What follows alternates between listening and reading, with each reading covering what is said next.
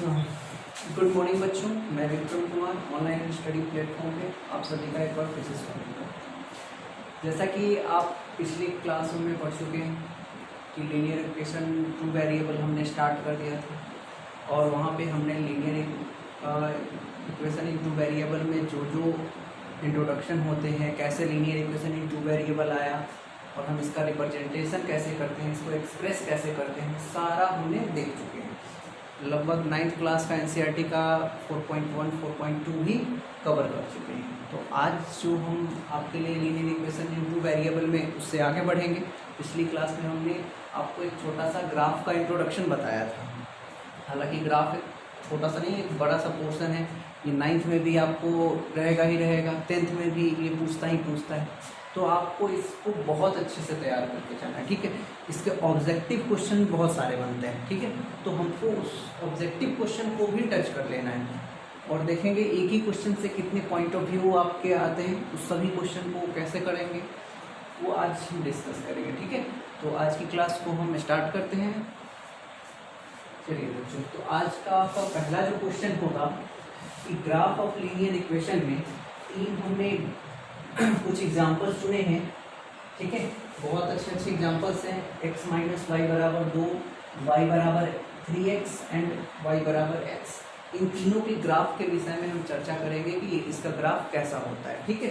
तो आइए, जैसा कि पिछली क्लास में हमने बता रखा है कि कोई भी ग्राफ बनाने से पहले उस ग्राफ का आपको बॉक्स बनाना होता है। तो आपको एक बॉक्स बनाना होगा सबसे पहले, ठीक है। ये आपका बॉक्स तैयार हो गया, ठीक है। अब बॉक्स बनाने के बाद सबसे पहला आपका काम है कि आप क्या करो, इस इक्वेशन में आपको एक बार x की वैल्यू 0 रखना है, ठीक है। जैसे ही आप x की वैल्यू 0 रखोगे तो हो जाएगा 0 माइनस वाई बराबर 2। तो यहाँ से माइनस वाई बराबर 2 आ जाएगा। आप -1 से दोनों तरफ मल्टीप्लाई करोगे तो y इक्वल टू -2 आ जाएगा, ठीक है। तो जैसे ही आपने x को 0 रखा, आपका y का वैल्यू आ गया -2, क्लियर। अगला आपको क्या करना है, एक बार y को 0 कर लेना है। जब आप y को 0 रखोगे तो x माइनस 0 बराबर 2, यानी कि x बराबर 2 आ गया।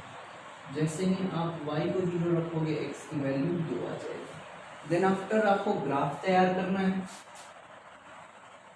सब आपको समझा रखे कि इसमें बच्चों ये x एक्सिस होता है हॉरिजॉन्टल लाइन और ये y एक्सिस होता है वर्टिकल लाइन और ये होता है x डैश बोलते हैं क्योंकि ये निगेटिव साइड होता है, ठीक है। और ये y डैश होता है, ये भी निगेटिव साइड होता है। तो आपको जाना है, देख लीजिए कैसा कैसा डिजिट है। आपको 0 और 2 ही जाना है, तो आप ज़्यादा लिखने की जरूरत नहीं है। आपको ये पॉइंट पता है, इसको हम 0 0 कहते हैं, हिंदी में मूल बिंदु और इंग्लिश में ओरिजिन, ठीक है। तो अब आपको क्या करना होगा, ये 0 0 है तो इधर 1 इधर 2, ऐसे ही ना। फिर इधर 1 इधर 2 इधर 1 इधर 2 इधर 1 इधर 2, ऐसे ही होता होगा। 1 2 1 2, ये निगेटिव पार्ट होता है तो -1 -2 -1 -2, क्लियर। अब आपको ग्राफ में पहला बॉक्स देखना है कि आपको x की वैल्यू 0 और y की वैल्यू -2 कहाँ होगा, ठीक है। तो सबसे पहले आप देखो कि x की वैल्यू 0 इधर और y की वैल्यू -2, तो y की वैल्यू इधर प्लस बढ़ेगा और इधर माइनस बढ़ेगा, यानी कि वो वैल्यू यहाँ होगा। ये पॉइंट आपका कहलाएगा, अगर इस पॉइंट को a नाम दे देते हैं तो इसका नाम आपको लिखना होगा 0 -2। ये तो है 0 -2, क्लियर है बच्चों। तो छोटी क्लास में भी आप पढ़ चुके होंगे ऐसे दिखाना, ठीक है। अब इसके बाद आपको क्या करना है, अब आपको ढूंढना है कि 2 0 कहाँ होगा। x का मान 2, तो x ये एक्सिस है, x का मान 2 यहाँ है और y का मान 0, तो y के मान 0 तो यही होता है। तो ये आपका आ जाएगा, अगर ये b मान लीजिए तो इसका कोऑर्डिनेट हो जाएगा 2 और 0। जो आपका कोऑर्डिनेट आता है उसको आपको क्या करना होता है, उन दो पॉइंटों को मिलाना होता है। ठीक है, ये लाइन इधर चला जाएगा, ये लाइन इधर, और इस लाइन का जो नाम होगा x माइनस वाई बराबर। तो इस तरीके से आपको लीनियर इक्वेशन इनटू वेरिएबल का ग्राफ हमने पहले भी बता रखा है, एक बार हम उसको फिर से देख लें ताकि आगे दिक्कत ना हो आपको। ठीक है, चलिए बच्चों, अब नेक्स्ट ग्राफ y बराबर 3x का ग्राफ तैयार करते हैं, देखेंगे कि ये कैसे तैयार करेंगे।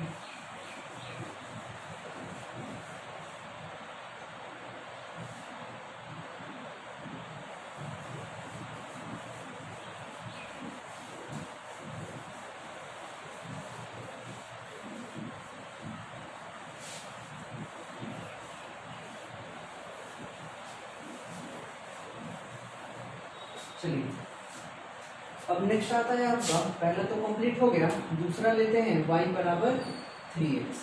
तो आपको पता है सबसे पहले तो क्या करना होता है, बॉक्स बनाना होता है। ये रहा आपका बॉक्स, x और y। अब क्या करना होता है, इस इक्वेशन में y बराबर 3x में x की वैल्यू 0 रखनी होगी, लेकिन यहाँ पे एक कंडीशन हो जाता है, जैसे ही आप यहाँ x की वैल्यू 0 रखोगे ना, y की वैल्यू भी 0 आएगा, यानी कि 0 0 0 0 की सब आएगा। तो आप यहाँ पे 0 नहीं रख सकते, आप रख के एक बार कोशिश करते हैं, नहीं आएगा। तो आपको क्या करना होगा, जब 0 नहीं आया तो 1 रख के कोशिश करेंगे, तो आपको x बराबर 1 रखना है। जैसे ही आप x बराबर 1 रखोगे तो वैल्यू आ जाएगा y बराबर 3 इंटू 1, तो y बराबर 3। क्लियर है बच्चों? तो यानी कि x का मान 1 रखने पे y का मान आएगा 3। ठीक है, चलिए एक और वैल्यू चेक कर लेते हैं। y बराबर 3x में देखिए, आप एक चीज तो बात आपको पहले ही पता चल गया ना कि ये अगर इसको 0 रखेंगे तो y बराबर भी 0 आएगा, यानी कि ये जो लाइन होगा ना, इसका जो ग्राफ हम बनाएंगे, ये आप ध्यान देते रहो, ये ओरिजिन से होके गुजरेगा, फिक्स है। ठीक है, अब दूसरी बात, अब ऐसे ग्राफ में ना हम माइनस में भी रख के चेक कर लेते हैं। ठीक है, जब ऐसे ग्राफ में आपको 0 वाला का काम नहीं चल रहा है तो एक वैल्यू को पॉजिटिव और दूसरे वैल्यू को आप निगेटिव रख के चलो, x बराबर -1 रख के चलो। x बराबर जैसे ही आप -1 रखोगे तो 3 इंटू -1 y इक्वल टू -3 हो जाएगा। क्लियर है बच्चों? जब आपने इसको -1 रखा तो ये आंसर आया -3। अब इसका ग्राफ बना के देखिए। ठीक है बच्चों, धीरे धीरे आप सब समझने लगोगे, जैसे जैसे आप पढ़ने लगोगे, अभी तो आप सीख ही रहे हो, सब समझ में आ जाएगा आपको धीरे धीरे। चल जाएगा, इतना पे भी काम ना। ये x एक्सिस हो गया, ये y एक्सिस हो गया, ये x डैश हो गया, ये y डैश हो गया। ठीक है, 1 2 3, 1 2 3, 1 2 3, -1 -2 -3। क्लियर है बच्चों? अब आपको पहला बॉक्स तो पता है कि ये पॉइंट यहाँ तो होगा ही, 0 0 पे तो ये पॉइंट यही होगा, 0 0 तो यही होता है। दूसरा पॉजिटिव वाला देख लीजिए, x का वैल्यू 1 और y का वैल्यू 3, ये यहाँ पे आएगा बच्चों, y का वैल्यू 3 और इसका वैल्यू 1।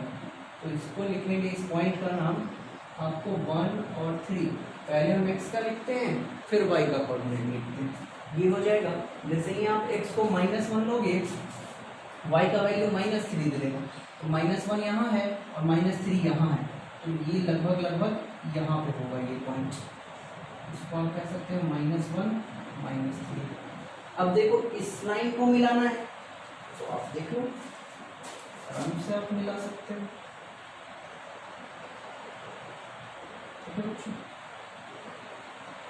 ये जो आपका ग्राफ होगा y बराबर mx का ग्राफ, y बराबर 3x का ग्राफ। ठीक है, क्लियर? तो यहां से एक कंक्लूजन आपका निकलता है, वो कंक्लूजन क्या निकलता है कि जो भी इस टाइप का ग्राफ हो, y बराबर mx,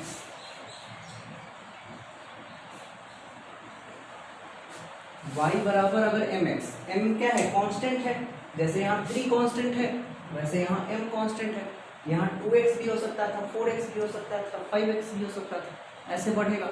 लेकिन याद रखना बच्चों, जैसे ये जो लाइन होता है y बराबर mx, ये हमेशा सेंटर से ही गुजरेगा, फिक्स है कि ओरिजिन से होके ही वो लाइन गुजरता है, ठीक है। तो आपसे कभी क्वेश्चन पूछ सकता है कि ऐसा इक्वेशन दे देगा कि y बराबर 3x है, क्या ये ओरिजिन से होके गुजरेगा, यस और नॉट आपको आंसर देना होगा, आप निकाल सकते हैं, ठीक है। तो ये छोटा छोटा क्वेश्चन ऐसे भी आते रहते हैं, तो आपको इसको नोट कीजिए फटाफट।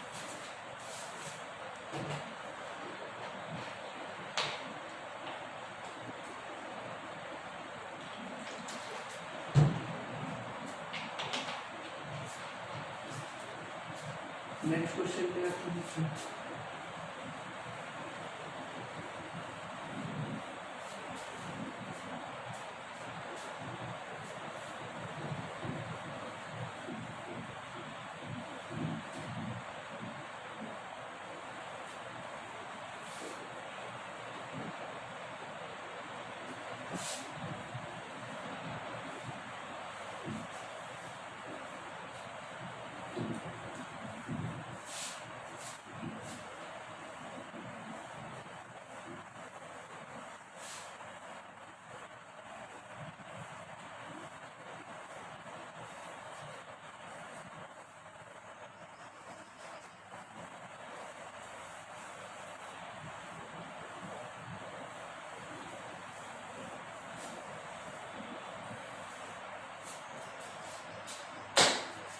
चलिए नेक्स्ट क्वेश्चन पे आते हैं।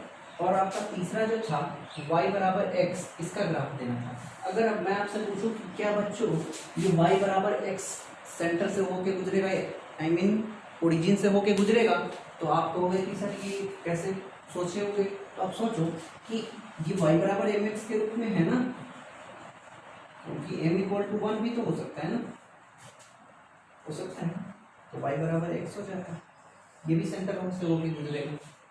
देख लीजिए, इसका भी बॉक्स बनाना होगा ना आपको। पहले बॉक्स जब आप बनाओगे इसका x y, जैसे ही आप x को 0 रखोगे, देखो आप y बराबर x में x को अगर 0 रखोगे तो y बराबर भी 0 आ जाएगा, x का वैल्यू 0 हुआ तो y का भी वैल्यू 0, यानी कि 0 0। और मैंने आपको समझा रखा है कि एक वैल्यू आपको पॉजिटिव लेना है, दूसरा निगेटिव लेना है। तो आप सोचो कि अगर हम x का वैल्यू -1 लेंगे तो y का वैल्यू कितना आएगा, बिल्कुल वही वैल्यू आएगा, जो x का वैल्यू होगा वही y का भी वैल्यू होगा, क्योंकि x और y आपस में बराबर है। मैंने क्या रखा है कि x बराबर y या y बराबर x, तो क्यों मेहनत कर रहे हैं। अगर x को 1 लीजिएगा तो y का भी वैल्यू 1 ही आएगा, समझ में आया। आप कुछ भी ले लो, 1 ले लो तो ये भी 1, -1 लोगे तो ये भी -1, अगर 2 लोगे तो ये भी 2 होगा। ये डेफिनेटली अब तक आपको समझ में आ गया होगा। अगर हम इसका ग्राफ तैयार करें, देखिए कैसे ग्राफ तैयार करेंगे हम इसका। 1 2 3 x axis, y axis, x dash, y dash, ठीक है, यहीं तक काम चल जाएगा हमारा। 1 2 3 1 2 3 1 2 3, ठीक है। अब देखिए कह रहा है 0 0, तो 0 0 तो यही होता है बच्चों, आपको पता है। 1 1 कहाँ होता है, तो 1 यहाँ है, और ये पॉजिटिव 1 है तो 1 यहाँ होता है, और 1 यहाँ होता है पॉजिटिव, तो ये वाला जो पोर्शन होगा ये 1 1 कहलाएगा। अगर यहाँ 2 2 देखिएगा तो यहाँ 2 होता है और यहाँ 2 होता है, यानी कि 2 इधर से 2 इधर से, ये जो पॉइंट होगा ये 2 2 कहलाएगा। क्लियर है बच्चों। फिर अगर आपसे कहें कि -1 और -1, तो -1 इधर होता है, -1 इधर होता है, तो ये पॉइंट यहाँ कहलाएगा। तो देखिए ये जो पॉइंट होगा ना बिल्कुल बीचों बीच जा रहा होगा, ठीक है बच्चों। ये जो पॉइंट है ना, इससे अगर लाइन खींचेंगे तो बिल्कुल कैसा आएगा, एकदम बीचों बीच में जाएगा। अगर ये लाइन देके अगर पूछ ले कि y बराबर x है, देखिए कंपटीशन वगैरह में कैसे एग्जाम में इस क्वेश्चन पूछेंगे कि y बराबर x का जो लाइन होगा, ये तो लाइन है ना y बराबर x का लाइन, तो ये जो लाइन होगा y बराबर x का, ये x एक्सिस के साथ कितना डिग्री का एंगल बनाता है, ये भी पूछ सकता है आपसे। तो देखो जो देख रहे हैं कि हम ये जो पार्ट होता है ये पूरा ये 90 डिग्री का होता है, क्योंकि एक पॉइंट पे 360 बनेगा और उस 360 को अगर 4 भाग में हम बांट दें तो एक पार्ट को तो 90 ही मिलेगा। और देखिए ये इसके बीचों बीच जा रहा है, आप प्रूफ भी कर सकते हैं कि ये इसके बीचों बीच होगा, ठीक है। और होगा ही बच्चों, इसके बीचों बीच ये लाइन होगा, और जब इसके बीचों बीच में ये होगा तो ये इसके साथ 45 डिग्री का एंगल बना होगा, ये भी आपको पता होना चाहिए, ठीक है। और ये याद रखिए y बराबर x का जो लाइन होता है वो एकदम, वो लाइन जो होता है वो क्वाड्रेंट को बांटते हुए चलता है 2 बराबर भागों में, ठीक है। तो ये भी आपको समझ में आ गया होगा, ठीक है। तो आप ये भी अपनी चलते हैं, ठीक है, आप नोट कर लीजिए इस पर।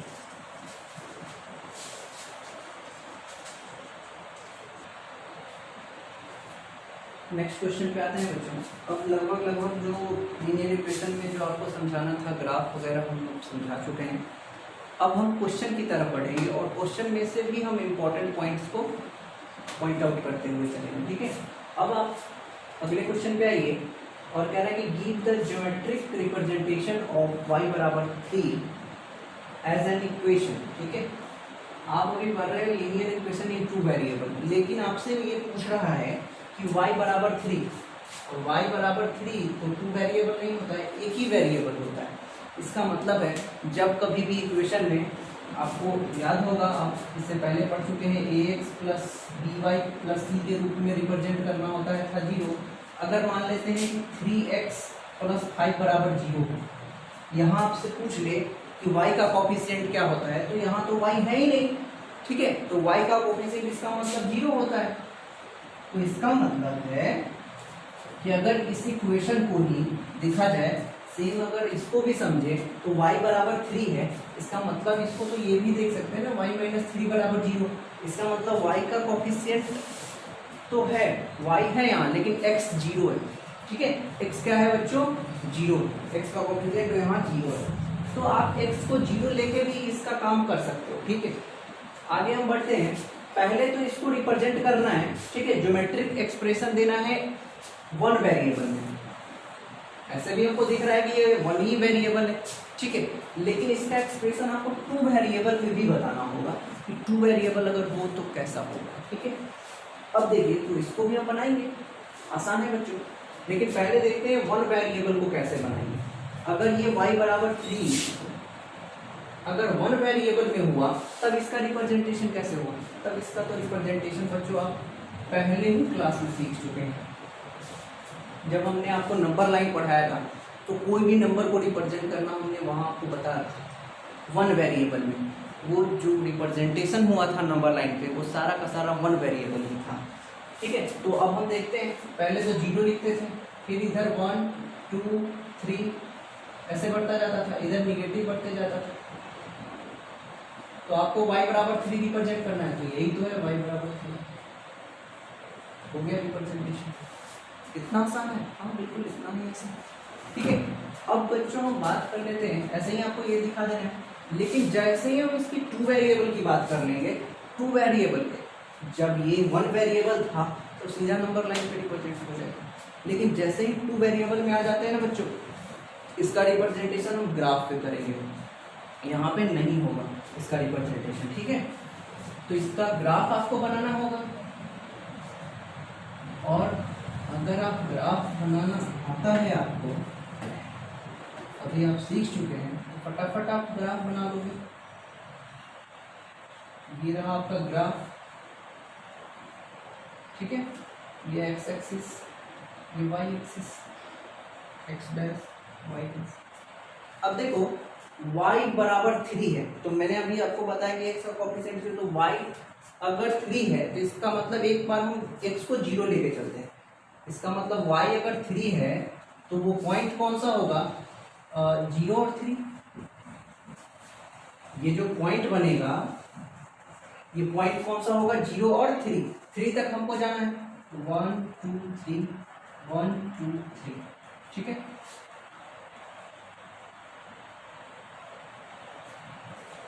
x कोऑर्डिनेट 0 होना चाहिए अभी फिलहाल, x का कोऑर्डिनेट 0 0 0 यहाँ होगा, y का कोऑर्डिनेट 3 तो यहाँ ये जो पॉइंट होगा वो कहलाएगा 0 3। लेकिन हमको 2 वेरिएबल में लेके जाना है, y का कोऑर्डिनेट तो यहाँ आया, लेकिन अगर हमको इसका वेरिएबल देखना है, x की वैल्यू कुछ भी हो जाए, y की वैल्यू हमेशा 3 रहे, ऐसा इक्वेशन जैसे x का वैल्यू अगर बदलता भी रहे, अभी तो हमने 0 मान के इसको लोकेट किया है, लेकिन हो सकता है कि x का वैल्यू कुछ और हो, तो उसके लिए हमारा लाइन कौन सा होगा, तो x की वैल्यू कुछ भी हो जाए, हमारा लाइन एक ही होगा, वो होगा ये। देखिए आप गौर से देखिए इस लाइन को, तो x का अगर यहाँ हम इस लाइन पे देखें तो y बराबर तो 3 है ना, यहाँ भी देखो तो y बराबर 3 ही होगा। आप कहीं भी चले जाइए y तो बदल नहीं रहा है, y तो कॉन्स्टेंटली है, लेकिन बढ़ कौन रहा है, तो बढ़ रहा है x की वैल्यू। यहाँ पे x1 है, यहाँ पे x2 है, यहाँ पे x3 है, यहाँ पे 4, यहाँ पे 5, ऐसे 6 7 x वैरी कर रहा है और y कांस्टेंट है, तो यानी कि y बराबर 3 का जो 2 वेरिएबल में ग्राफ होगा वो ग्राफ नहीं होगा। क्लियर है बच्चों? तो अब हम देखेंगे कि y बराबर अगर 3 है का ग्राफ ये है, तो अगर हमसे पूछा कि क्या y बराबर 3 का ग्राफ, y बराबर 3 का ग्राफ x एक्सिस के पैरेलल है, आपसे पूछ सकता है ना कि y बराबर 3 का ग्राफ x एक्सिस के पैरेलल होता है, तो हाँ तो दिख रहा होगा, यहाँ से भी इसकी दूरी 3, यहाँ से भी 3, जब दो लाइनों के बीच में दूरी हमेशा फिक्स हो, समान हो, तो वो लाइन आपस में पैरेलल कहलाती है। यानी कि ये जो लाइन होगा, ये जो ग्राफ होगा y बराबर 3 का, y बराबर 3 का जो लाइन होगा वो x एक्सिस के पैरेलल। क्लियर है बच्चों? तो ये आपको समझ में आ गया होगा, ठीक है। ठीक उसी प्रकार, ठीक है, अब आपको बताना है, ये इक्वेशन बदल दिया गया, y बराबर 3 को हटा दीजिए, अब लेके आइए 2x बराबर 9, इसका जो लाइन होगा उसका रिप्रेजेंटेशन 1 वेरिएबल में कैसे होगा, इन 1 वेरिएबल।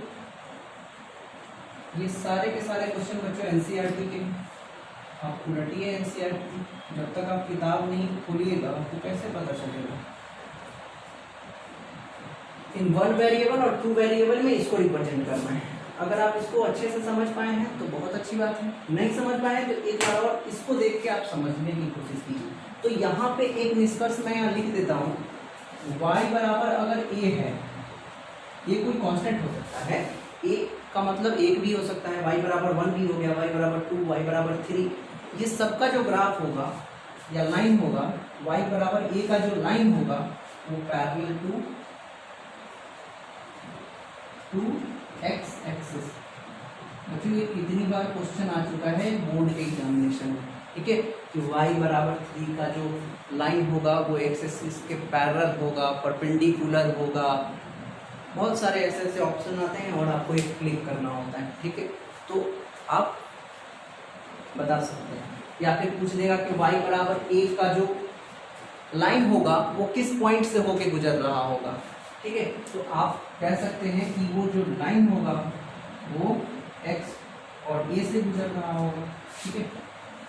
x वेरी कर रहा है और a चेंज होता है, लेकिन एक जगह ऐसा भी होता है कि जहाँ वो 0 भी होता है x और a का जो वैल्यू होता है, यानी कि ये 0 और 3 से तो गुजर रहा है ना ये लाइन, तो यहाँ से कह सकते हैं अगर वेरिएबल है तो x और a से गुजर रहा होगा लाइन, ठीक है। बहुत सारा क्वेश्चन अराइज हो सकता है, आप सिर्फ ध्यान से पढ़ते जाइए, आपको सब समझ में आने लगेगा, ठीक है। इसको हम मिटाते हैं और नेक्स्ट क्वेश्चन पे आते हैं।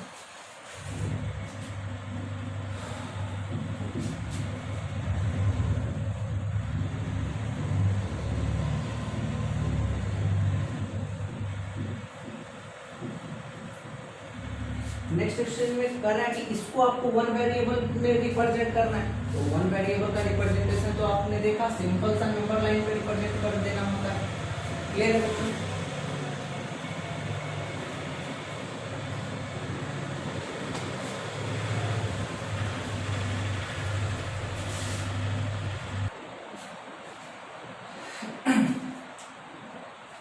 तो वन वेरिएबल में रिप्रेजेंटेशन तो अब बिल्कुल आसान है, यहाँ पे 0 लिखेंगे, 1 2 3 4 -1 -2 -3, ऐसे हम नंबर लाइन बना लेते हैं।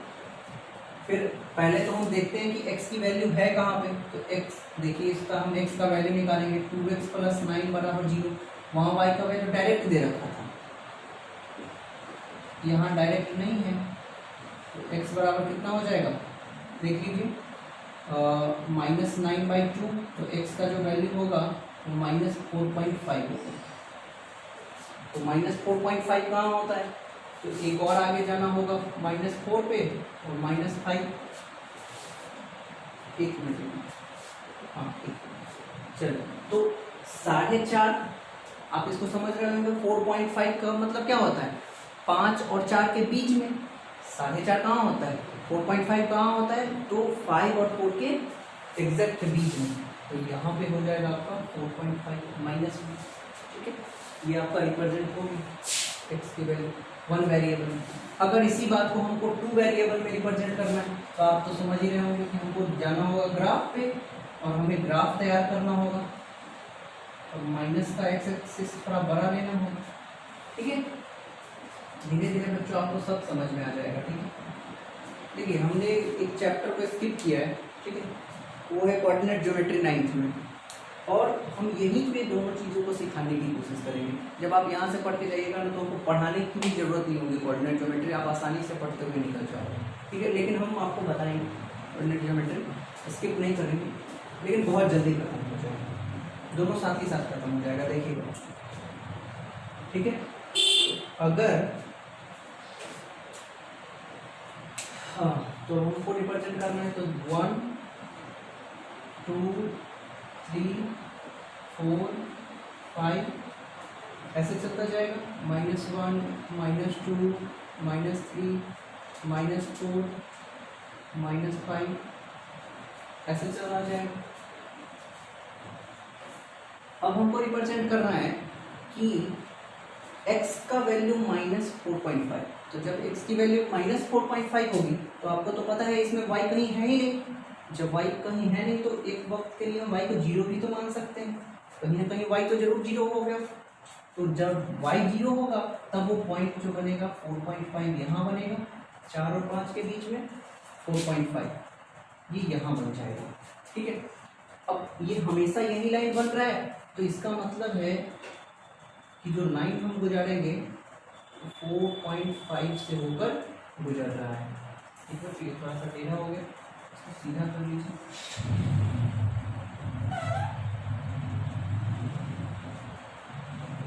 ठीक है। तो अभी आपने देखा था कि जो y = 3 का जो ग्राफ था, लाइन था, वो x एक्सिस के पैरेलल गया है, लेकिन जरा ये बताइए कि इसका जो ग्राफ है वो किस एक्सिस के पैरेलल है, तो आप कहोगे कि x बराबर जो है 2x + 9 = 0 का जो लाइन है, ये है 2x + 9 = 0 का लाइन, ठीक है। ये जो लाइन है वो यही होगा, क्लियर है बच्चों। इसका जो लाइन होगा वो y एक्सिस के पैरेलल है, is parallel to y axis, ठीक है। ये किसके पैरेलल जाएगा, y एक्सिस के पैरेलल जाएगा, ठीक है। तो यहाँ से आप इसको नोट कर सकते हैं। तो आप एक बात याद रखो कि x = a, ठीक है, x = a,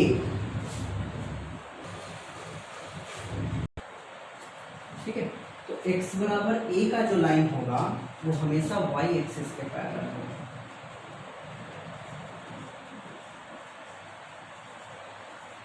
ठीक है, पैरेलल ऑफ y एक्सिस। ये बात आपको ध्यान में रखना होगा, ठीक है। तो एनसीईआरटी का लगभग आपका क्वेश्चन हो चुका है। अब हम जो उसमें टफ क्वेश्चंस जो होते हैं, जो आपको दिक्कत देंगे, उस क्वेश्चन के बारे में डिस्कस करेंगे। ये अब नोट कीजिए।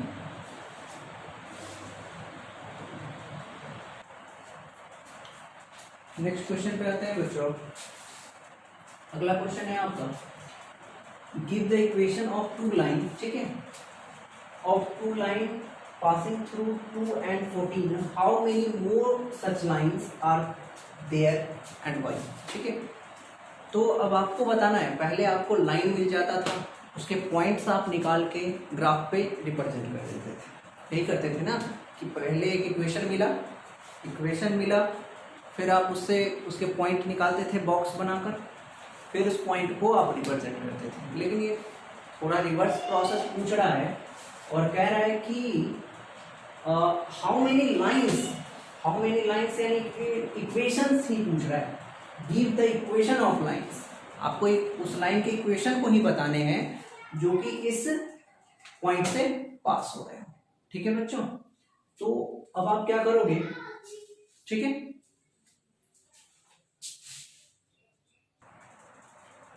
ठीक है, तो आपको इक्वेशन ऑफ लाइन निकालना है। ठीक है, पॉइंट दे रखा है, आपको इक्वेशन ऑफ लाइन निकालना है। तो आप क्या करोगे, ऐसे बनाने के लिए आप गौर करो, आपको पता है कि जब भी कोई पॉइंट दिया जाता है, पॉइंट बी से रिप्रेजेंट कर रहे हैं तो ए से भी रिप्रेजेंट कर सकते हैं, आप जो मर्जी हो उससे रिप्रेजेंट कीजिए, कैपिटल लेटर से रिप्रेजेंट करना। ठीक है, तो ये जो पॉइंट आपको मिलता है, आप इसमें जानते हैं x की वैल्यू इसमें 2 होती है और y की वैल्यू इसमें 14 होती है। यही इंपॉर्टेंट है इसमें कि आप ये याद रखो कि ये जो पहले वाला होता है वो x की वैल्यू होती है और जो बाद वाला होता है वो y की वैल्यू होती है। तो इससे इक्वेशन निकालना है, बिल्कुल आसान हो जाएगा। जरा एक बात बताइए कि x प्लस वाई को जोड़ के कितना आएगा, तो आपको होगा कि सर x प्लस वाई को जोड़िएगा तो 16 आएगा। एक इक्वेशन तैयार हो गया आपका, x प्लस वाई बराबर 16। ठीक है, अब दूसरा इक्वेशन आप कहोगे तो हम कहेंगे दोनों को घटा दीजिए, ये x माइनस वाई बराबर कितना, तो 2 में से 14 घटेगा नहीं, ये माइनस में जाएगा तो माइनस 12 हो जाएगा। देखिए 2 इक्वेशन फटाफट निकल गया बच्चों, clear.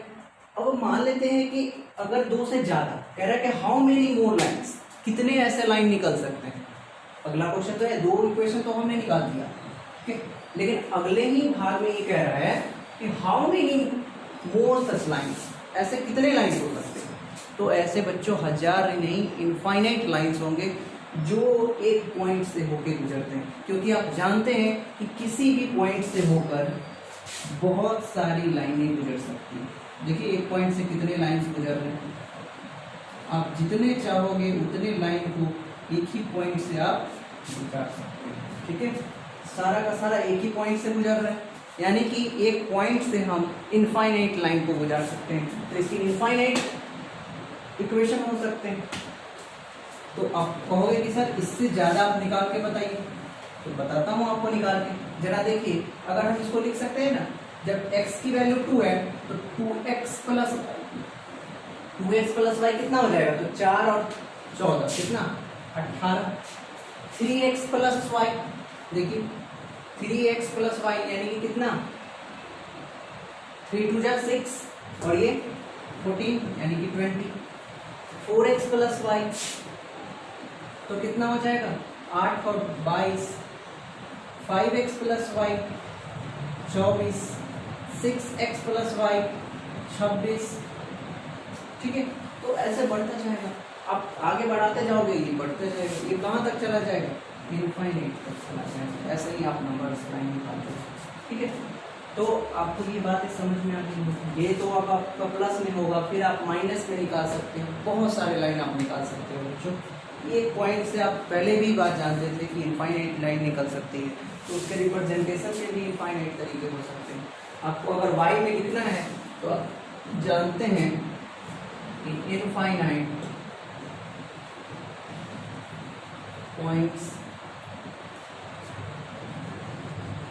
Infinite lines are passes through a point।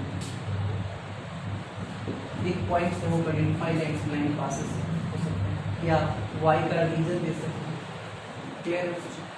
तो चलिए इस क्वेश्चन को छाप लीजिए और नेक्स्ट क्वेश्चन पे चलते हैं।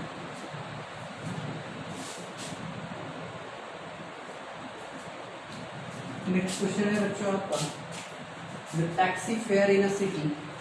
जो टैक्सी का भाड़ा होता है, कभी आप टैक्सी पर ट्रैवल करो इन आवर सिटी तो नहीं, जब आप हायर सिटी में जाते हैं, जैसे कि दिल्ली, बेंगलोर, मुंबई, इस तरीके के सिटीज़ में जब आप जाते हो, या फिर पटना में भी आप जाइए, तो उसी तरीके का किराया होता है। उसमें टैक्सी वाले क्या करते हैं कि आपको बोलेंगे कि आप अगर 5 किलोमीटर चलोगे तो एक फ़िक्स भाड़ा आपका लगेगा, फेयर लगेगा, वो फिक्स होगा।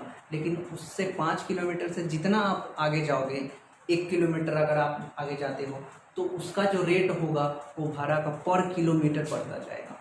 ठीक है, जैसे कि मान लेते हैं, समझाने के लिए मैं आपको बताता हूँ, ये जो क्वेश्चन कह रहा है उसी क्वेश्चन को मैं आपको बता रहा हूँ। ठीक है, अपने शब्दों में पहले बताने की कोशिश करता हूँ, फिर आपको समझाऊंगा कि अगर आप हमारे टैक्सी में बैठते हो तो पहला किलोमीटर, अगर आप 1 किलोमीटर के लिए हमने भाड़ा फिक्स कर रखा है कि अगर 1 किलोमीटर आप चलोगे, 1 किलोमीटर जैसे ही आप ट्रेवल करते हो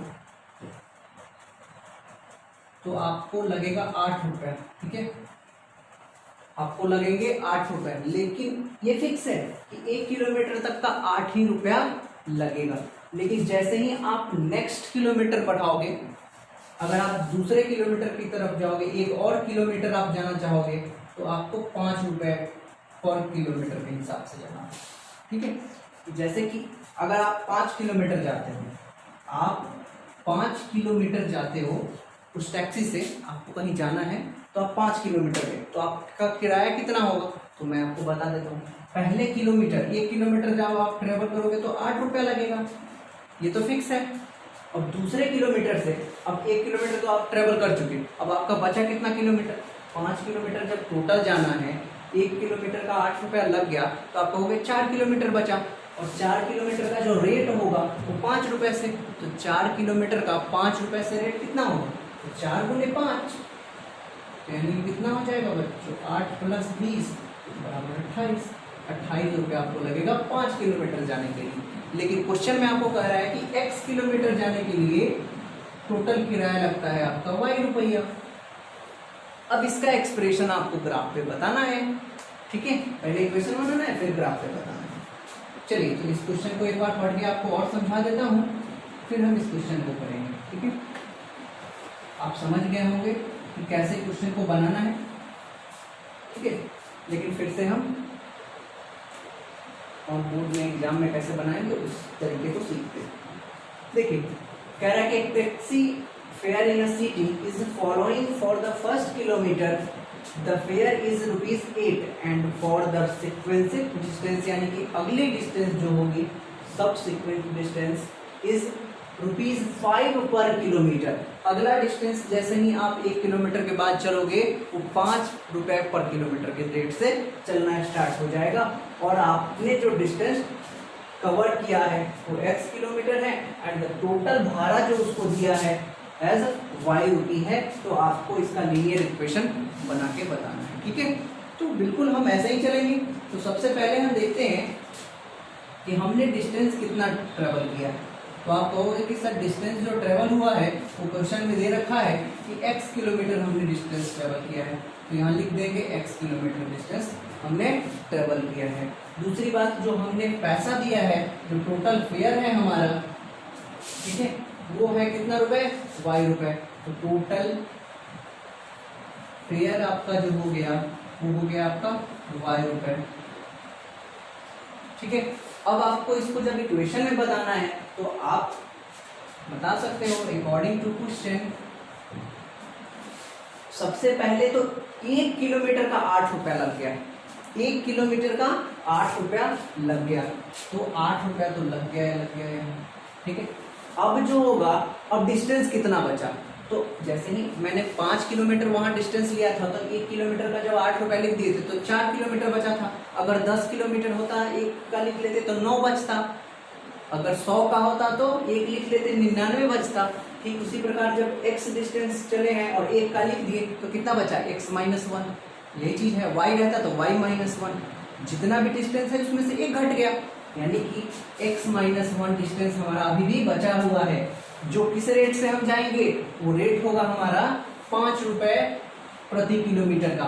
तो हम x - 1 जो बचा उसमें ही ना 5 से मल्टीप्लाई करेंगे, और 5 से जब मल्टीप्लाई कर देंगे तो यही तो हमारा टोटल फेयर आया।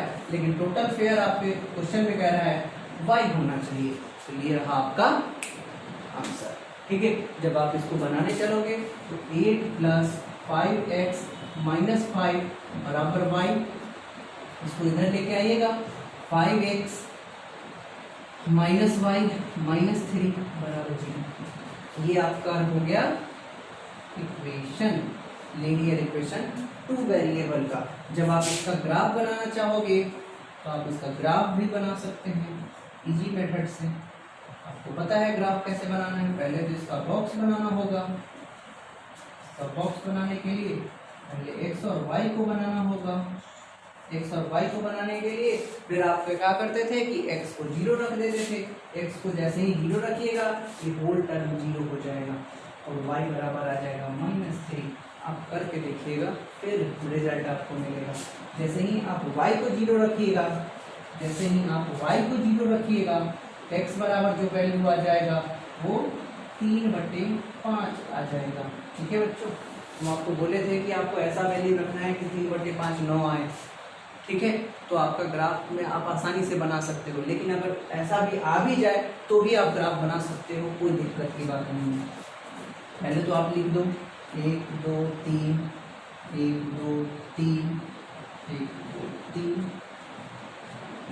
ठीक है, सबका नंबरिंग कर दीजिए, -1 -2 -3 -1 -2 -3। क्लियर है। इसके बाद आपको करना क्या है, तो आपको करना है ये कि 0 और -3, 0x 0x 0 0 0 तो यहाँ होता है, x यहीं 0 है, x -3 y -3 है, यानी कि यहाँ होगा 0 और -3। इसके बाद जब y 0 और x 3/5, तो x 3/5 का मतलब क्या होता है, 3/5 का मतलब क्या होता है कि एक को हमको 5 बराबर भागों में बांटना है, उसमें तीसरा 3/5 होगा। तो 1 2 3 4 5, और इसमें जो तीसरा होगा आपका वही होता है 3/5, यानी कि यही कहलाएगा 3/5 और 0। क्लियर है बच्चों, ये पॉइंट आपका आ गया। इस पॉइंट को अगर आप मिला दो तो ये आपका ग्राफ गड़बड़ हो गया। थोड़ा सा और इधर आना चाहिए था बच्चों, ये आप पेंसिल से खींच लेना इसको। ठीक है, ये जो ग्राफ होगा 5x माइनस वाई माइनस 3 बराबर 0 का ग्राफ। क्लियर है, आसानी से आप ऐसे ऐसे क्वेश्चन को बना सकते हैं, कोई तकलीफ दिक्कत की बात नहीं है। अगर आप पूरा ध्यान यहाँ लगा के सीख रहे हैं तब नोट कीजिए। अगले क्वेश्चन पे आते हैं।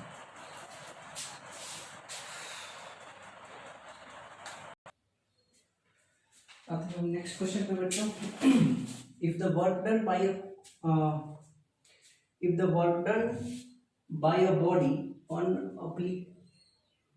application of a constant force is directly proportional to the distance traveled by the body expressed in the form of equation।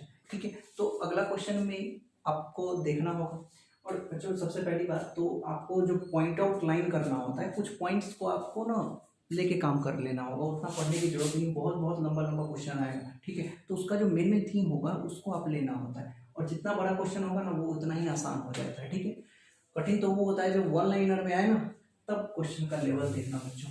धीरे धीरे हम आगे बढ़ेंगे और उस लेवल के क्वेश्चन को करेंगे।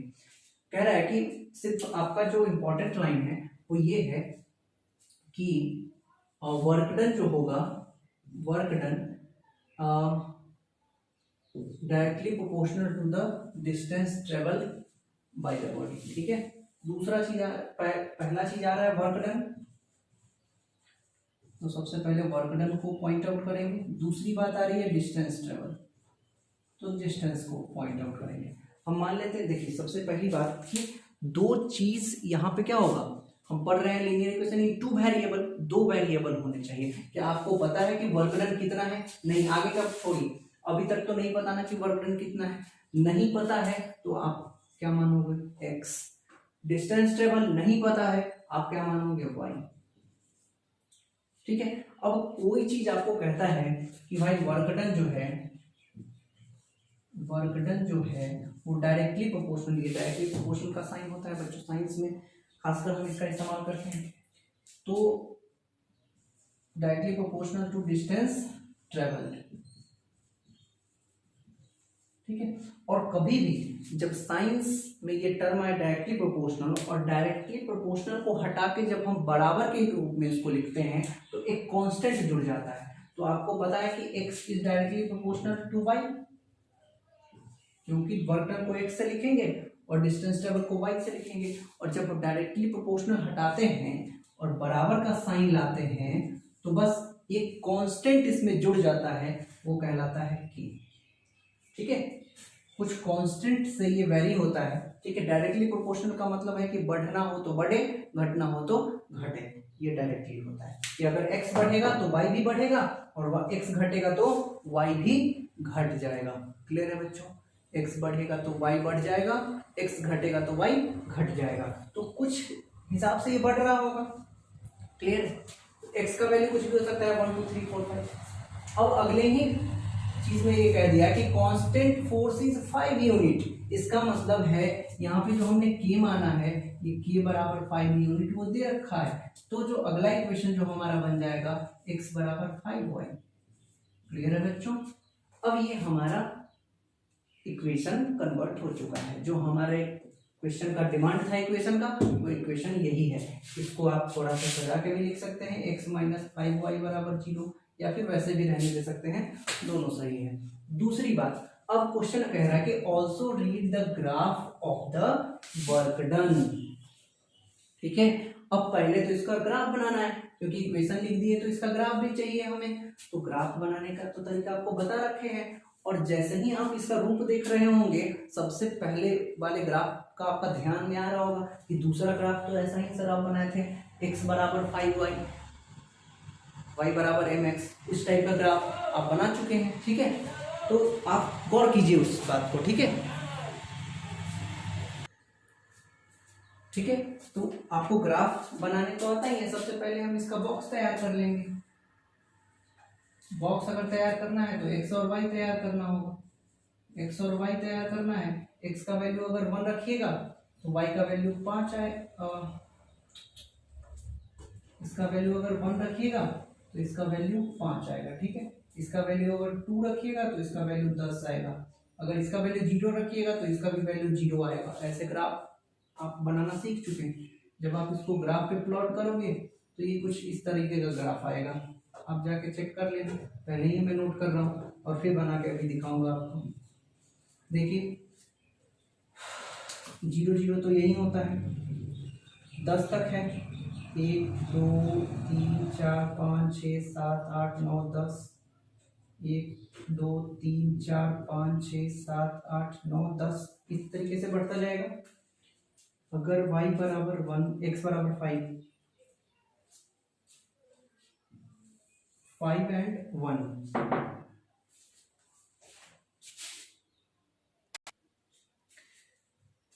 ठीक है, तो इसका ग्राफ प्लॉट करते हैं। x का वैल्यू 5 होना चाहिए, 1 2 3 4 5 यहाँ पे होगा, और y का वैल्यू 1 होना चाहिए, तो ये पॉइंट यहाँ पे आ जाएगा 5 और 1। अब x का वैल्यू 10 होना चाहिए तो y का वैल्यू 2, तो y का वैल्यू 2 यहाँ आ जाएगा। ठीक है, देखिए ये लाइन ऐसे ही गुजरेगा, इधर से गुजर रहा है, देख रहे हैं?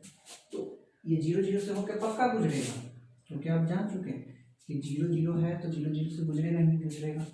और x बराबर 5y है, y बराबर mx वाला सिचुएशन क्रिएट कर रहा है, तो ये भी क्लियर है बच्चों। तो अगले क्वेश्चन पे आते हैं। एक दो और क्वेश्चन बच गया बच्चों, नोट कीजिए इसको। और एक चीज छूट गया था बच्चों पिछले क्वेश्चन में, कि आपका ग्राफ आया था x बराबर 5y, ठीक है, जिसमें आपका था x जो था वर्क डन था, और ये y था डिस्टेंस ट्रेवल। ठीक है, तो आपको कह रहा है कि आपको वर्क डन निकालना है। अगर पहले सिचुएशन में अगर आपको डिस्टेंस दे दिया कि 2 यूनिट, डिस्टेंस जो ट्रेवल है वो 2 यूनिट, तो आप देखोगे जैसे ही डिस्टेंस 2 यूनिट हो जाएगा तो आपका जो वर्क डन हो जाएगा, वर्क डन यानी कि x का जो वैल्यू हो जाएगा वो 10 यूनिट हो जाएगा। अगर वर्क डन डिस्टेंस 0 हो जाएगा, पहला क्वेश्चन में ये था, दूसरा में था कि डिस्टेंस अगर 0 यूनिट हुआ तो वर्क डन भी 0 हो जाएगा, 0 यूनिट, क्योंकि जब आप 0 को 5 को 0 से मल्टीप्लाई करोगे तो 0 नहीं आ जाएगा। तो ये चीज़ छूट गया था बच्चों। नेक्स्ट क्वेश्चन पे आते हैं। देखिए बच्चों, अगला क्वेश्चन बहुत ही आसान है। नेक्स्ट क्वेश्चन, और इसको हम ना ओरली सॉल्व करने की कोशिश करते हैं, क्योंकि लिखेंगे तो फिर बहुत टाइम लग जाएगा। देखिए कह रहा है कि Yamini and Fatima 2 students of the class 9th।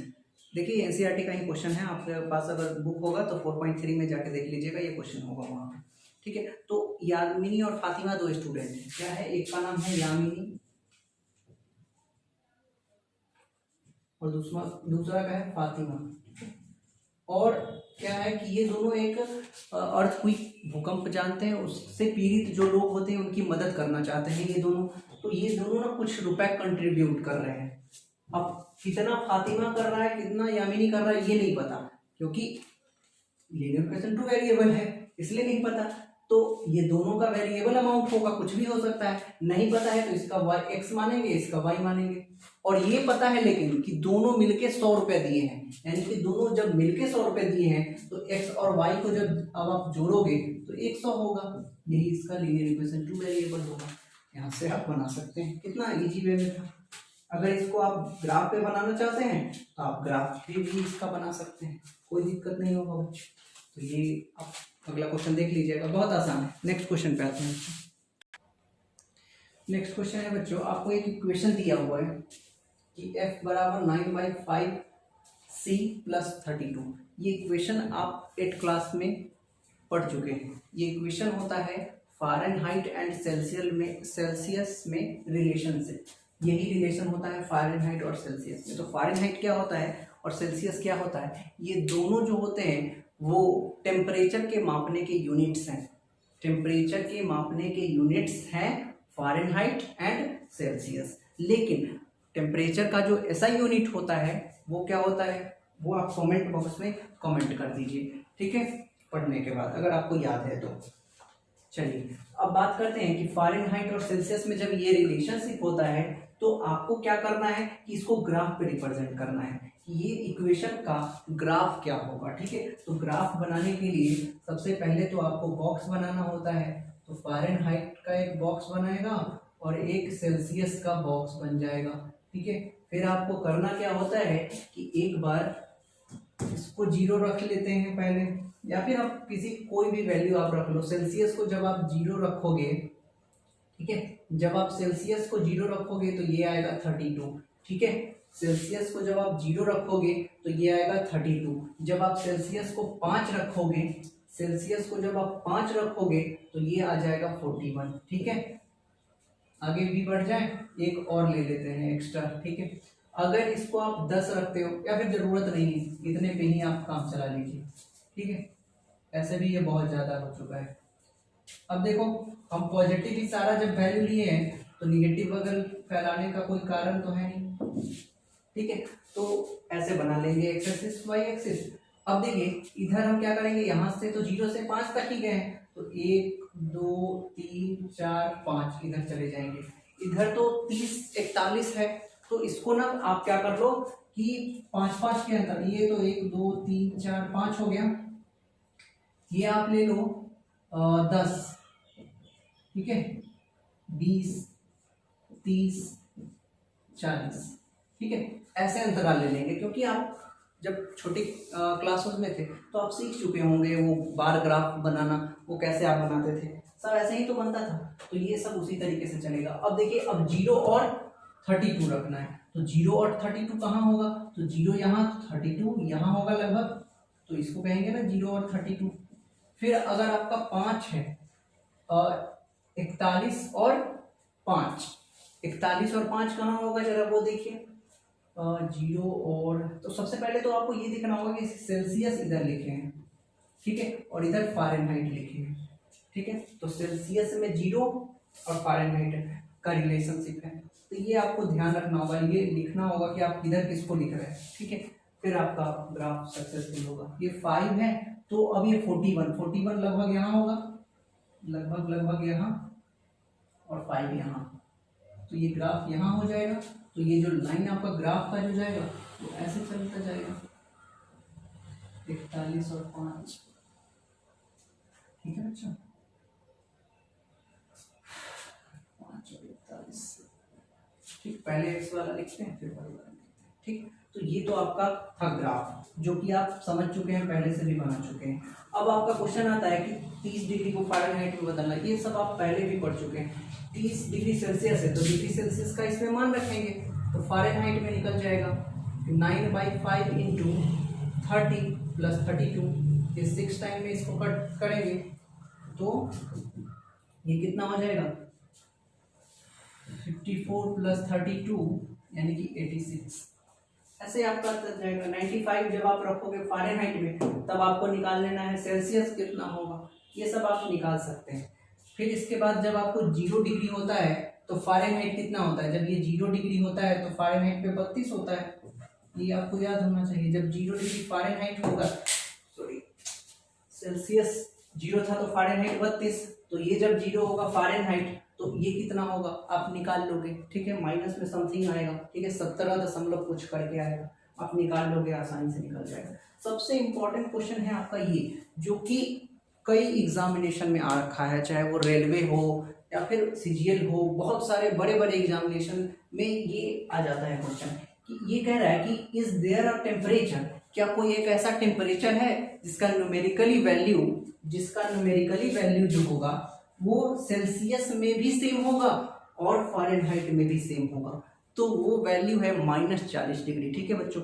वो याद करके रखिए आप, -40 होता है, क्योंकि बार बार आपको प्रूफ थोड़ी करके देखना होगा, आपको याद भी करना होगा, तो वो -40 होता है। अब हम देखेंगे प्रूफ करके कि आखिर वो 40 वैल्यू आया कैसे, ठीक है, वो हम आपको अभी प्रूफ करके दिखाएंगे। इसके बाद आपका ये चैप्टर खत्म हो जाएगा लीनियर इक्वेशन 2 वेरिएबल 9 के लिए, और यहीं से हम स्टार्ट करेंगे 10th वालों के लिए लीनियर इक्वेशन 2 वेरिएबल, ठीक है। तो 10th वालों में भी जिसका कमजोर है बेसिक्स वो देख सकते हैं। तो अभी मैंने बताया कि -40 डिग्री एक ऐसा टेम्परेचर होता है जिसपे फ़ारेनहाइट एंड सेल्सियस दोनों टेम्परेचर सेम होता है। आइए हम प्रूफ करते हैं। कह रहा है कि फ़ारेनहाइट और सेल्सियस दोनों बराबर होने चाहिए, तो हम दोनों को बराबर ले लेंगे और दोनों को बराबर करके हम x ही मान लेते हैं, क्योंकि आप x में ज़्यादा कंफर्टेबल रहते हैं। तो हम फ़ारेनहाइट के जगह पे भी x लिखेंगे और 9/5 C के जगह पे, सेल्सियस के भी जगह पे x लिखेंगे और प्लस 32 है तो 32 लिखेंगे। अब ये होल टर्म को इधर माइनस में लेके आएंगे। आपको पता है कि x वाले जो वेरिएबल होते हैं उसको LHS तरफ रखते हैं और कांस्टेंट को राइट साइड में रखते हैं, तो x माइनस 9x/5 हो जाएगा बराबर 32। जब आप इसको सॉल्यूशन करोगे एलसीएम लेके तो 5x माइनस 9x बराबर 32। अब देखो जैसे 5x में से 9x को आप घटाओगे तो आ जाएगा आपका 4x माइनस का, क्योंकि 9x बड़ा होता है तो इसका माइनस का साइन यहाँ पे जाएगा बराबर 32। अब जब इस तरफ से आप क्या करोगे -4x बराबर 32 इंटू 5 करोगे आप, तो x बराबर हो जाएगा 32 इंटू 5 -4, ये इधर कट जाएगा तो 8 मरतबे माइनस ऊपर चला जाएगा, -8 40 होता है। -40 डिग्री सेल्सियस एक ऐसा टेम्परेचर होता है जहाँ पे फ़ारेनहाइट एंड सेल्सियस दोनों ही समान होते हैं, ठीक है बच्चों। तो आज की क्लास को हम यहीं पे समाप्त कर रहे हैं, ठीक है। और ये आपका 9th का लीनियर इक्वेशन इन 2 वेरिएबल खत्म होता है यहाँ से, ठीक है। 10th के लिए अब स्टार्ट करेंगे बच्चों। 10th वाले जो बच्चे हैं वो भी इस लेक्चर को देखें और अपना 9th स्ट्रॉन्ग कर ले बच्चों, ठीक है। तो आज के लिए इतना ही, बाय बाय बच्चों, नेक्स्ट क्लास में मिलते हैं, सी यू।